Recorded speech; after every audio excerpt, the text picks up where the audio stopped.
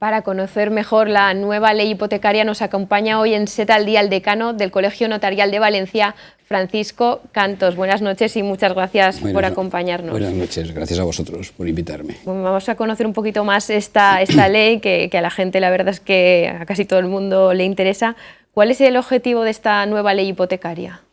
Bueno, pues el objetivo de la nueva ley hipotecaria, aunque parezca un poco pedante la forma de decirlo, es reforzar la transparencia material. Es decir, no se puede llegar a tener la convicción de la comprensión por el deudor hipotecario de que ha comprendido la hipoteca, pero sí que hay que reforzar que haya tenido la posibilidad de llegar a ese conocimiento. Claro, eso hay que adaptarlo además a cada tipo de persona en función pues, de sus condiciones.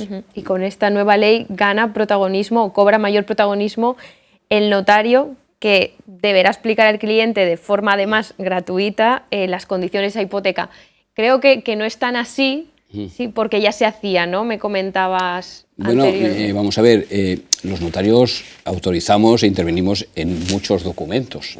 Es decir, en los testamentos lo hemos hecho toda la vida, porque venía solamente el señor que quería atestar, estaba contigo, empleábamos el tiempo que considerábamos necesario y en ocasiones pues el que consideraba necesario el testador, y eso se ha hecho siempre así. En la compraventa entre particulares siempre se ha hecho así. El problema es que en el préstamo hipotecario, con perdón de la expresión, se nos ponía mucha gente dentro del despacho y todos tenían prisa. Es decir, lo que ha hecho la ley es, aparte de darnos una prueba, que debamos constituir una prueba documental de esa información, nos ha dado un espacio temporal a los notarios para que podamos explicarlo. Nos ha dado la posibilidad de dar el asesoramiento que los notarios siempre hemos dado y hemos querido dar, incluso cuando el deudor no lo quiere tomar. ¿Explico? O sea, ahora no es un derecho del deudor hipotecario el estar asesorado, es una obligación. Estamos ante un deudor que tiene que ser proactivo. Entonces, lo único que nos ha hecho es llevarnos la información y el asesoramiento de las hipotecas al mismo nivel, o sea, que el resto de los documentos en que autorizamos. Es decir, es una herramienta para poder cumplir con nuestra obligación y con nuestra práctica y con nuestra costumbre. Ahora el cliente tiene que ir en dos ocasiones. Primero, para ser informado, creo que hay un test o un tipo de documento que si quieres lo explicamos un poquito, y luego ya para firmar la hipoteca. Sí. Vamos a ver, por decir el mecanismo cuál es, en primer lugar, hay unas obligaciones de la entidad financiera. Es decir, la entidad financiera es la primera que tiene que asesorar, la primera que tiene que entregar la documentación. Y ya propio de la entidad financiera y notarios, la que debe tener una comprobación de la solvencia, de la capacidad de pago de ese deudor. Es decir, no permitir a la gente, con perdón de la expresión, que se coloque en líos de lo que después es difícil salir, y como el ejemplo todavía está fresquito, pues no hace falta explicarlo mucho más. ¿Qué es lo que hace el notario? Pues el notario tiene que comprobar, en primer lugar, que la entidad financiera le ha prestado esa información. Si no le ha prestado esa información, tiene que volver a la entidad financiera que se la preste. La información del notario no suple a la entidad financiera. Y en segundo lugar, que el cliente ha recibido, con el plazo suficiente, que son 10 días naturales, toda la documentación.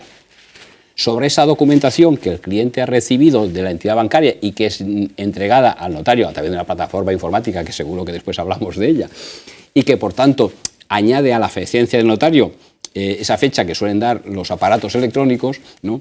Pues el notario lo que tiene que hacer es darle una información individualizada sobre todos los puntos de esas fichas, la FEIM, tal, que la ley establece, y sobre el proyecto de contrato. Y después de esto lo que tiene que hacer el notario es hacer un test, que no es un examen, que no se trata de que lo aprueben, es una forma de que el notario pueda detectar aquellos supuestos en que a lo mejor la información no ha sido suficiente para recalcarla. Pero que no es un examen, que ya digo yo, dice que son 30 preguntas y si no la apruebas no te dan el préstamo. No, esto no es así. La comprensión es una comprensión a nivel de usuario, ¿no? Como la informática, ¿no? Hemos visto en la noticia que ahora los bancos tendrán que asumir los gastos de notaría, gestoría y registro, y que esto comportará un ahorro a los clientes de 500.000 euros. No, sí, esto va a ser... Estará más cerca de los 1.000 que de los 500. Vamos a ver. no viene todo de la ley de hipoteca, de la ley de créditos inmobiliarios. Ya la modificación de la ley de impuesto de transmisiones patrimoniales trasladó del sujeto pasivo, bueno, esto fue polémico hace un tiempo, ¿no? Hubieron 2 salas del Tribunal Supremo que estuvieron enfrentándose, trasladó el sujeto pasivo del deudor al acreedor. Ese es el gasto más importante de la hipoteca, ese es el 1,5 sobre la responsabilidad hipotecaria. Y lo que ha hecho la ley es distribuir los gastos. La tasación prácticamente es el único gasto que le queda al deudor. Los demás gastos son todos de cuenta del acreedor. Estamos hablando, para centrarnos un poquito, porque a veces estas cosas son confusas, de que la mayoría de las hipotecas son negocios complejos, llevan una compraventa adelante. Aquí no estamos hablando de esta, me explico, estamos hablando estrictamente de la hipoteca, pero sí, va a producir una reducción. Otra cosa es que se repercutan en los intereses o en el coste final de la operación. Claro, porque ya han salido algunas voces diciendo al banco le toca pagar esto, le toca abonar estos costes, pero esto nos lo cobrará por otro lado. Eso pues no lo descartamos, puede ser. Pues no lo descartamos, pero incluso antes cuando no nos pagaba podía hacerlo también.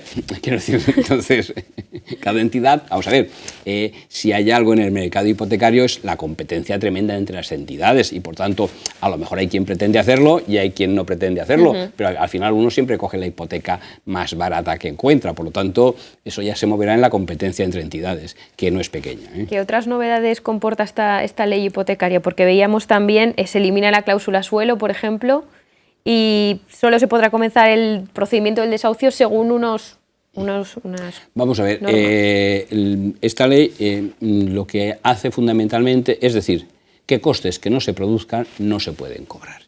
Es decir, antes había la comisión de apertura, bueno, sigue existiendo, pero tiene que obedecer a un coste efectivo, es decir, el banco puede tener que justificar ante un juez que esa comisión de apertura que ha cobrado obedece a un servicio efectivamente prestado, más o menos caro, pero un servicio efectivamente prestado. Por ejemplo, en el anticipo de dinero, es decir, el banco podrá cobrar una comisión, pero es una comisión primero que está topada, y en segundo lugar está topada, pero primero tiene que probar una pérdida financiera, es decir, si el banco prueba que ha tenido una pérdida financiera, una pérdida económica, mejor, por el adelanto del dinero, podrá cobrar esa pérdida, pero está topada, que está pues, en función del si es fijo o variable, pues es más o menos, evidentemente es más alta en los fijos, porque hay una titulación de mercado hipotecario que lo hace razonable. Estas son, y luego el tema del vencimiento anticipado. Es decir, no es lo mismo para la ley, es decir, eso ya tuvo una modificación reciente que pasó a 3 cuotas en vez de una en el principio, aunque nunca se ejecutó una hipoteca por una cuota impagada. Ahora se fracciona el préstamo entre la mitad de la duración y la segunda mitad. Protege más al cliente. Claro, y por tanto no solamente un impago, es decir, tienen que ser 12 o 15 cuotas en función de la fracción y tiene que ser por lo menos un 3% o un 1,5% en la segunda mitad. Con el tema de la burbuja inmobiliaria, pues a los notarios también os ha caído un poquito no sé cómo decirlo. Sí, sin epidural.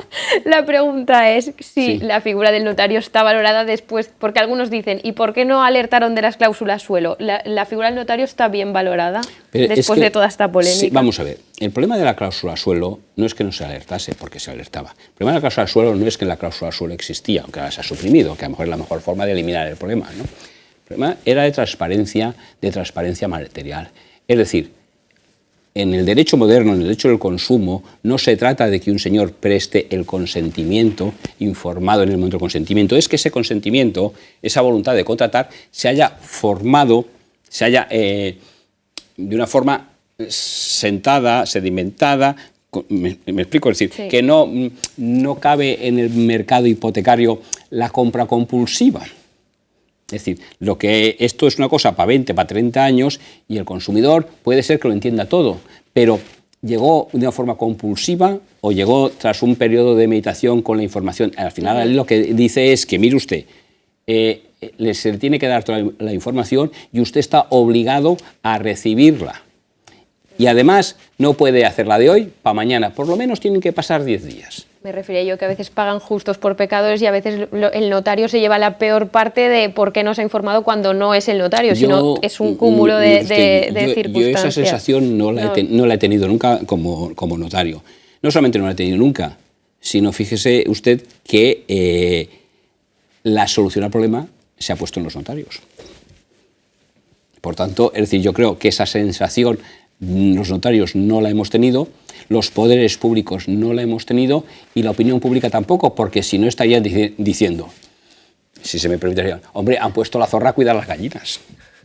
Y yo creo que nadie le ha parecido mal que seamos los notarios, porque vamos a ver, la gente no nos conoce a los notarios solamente por los préstamos hipotecarios, nos conoce por otras muchas cosas. ¿En qué participan los notarios en la vida cotidiana?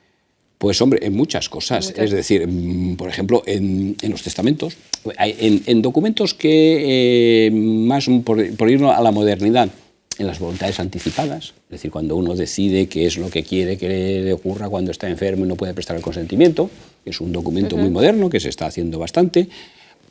En los poderes preventivos es otro documento que es muy interesante y también es desconocido, es decir, que uno puede dar un poder y decir, aunque me pierda la capacidad, quiero que mi apoderado pueda representarme, aunque yo pues tenga un Alzheimer. Este es un documento familiarmente muy interesante. Este ya empieza a ser conocido y se empieza a hacer bastantes. Y luego pues en lo tradicional, en las compraventas, en las herencias, en el mercantil. El notariado español es uno de los notariados más potente en competencias mercantiles.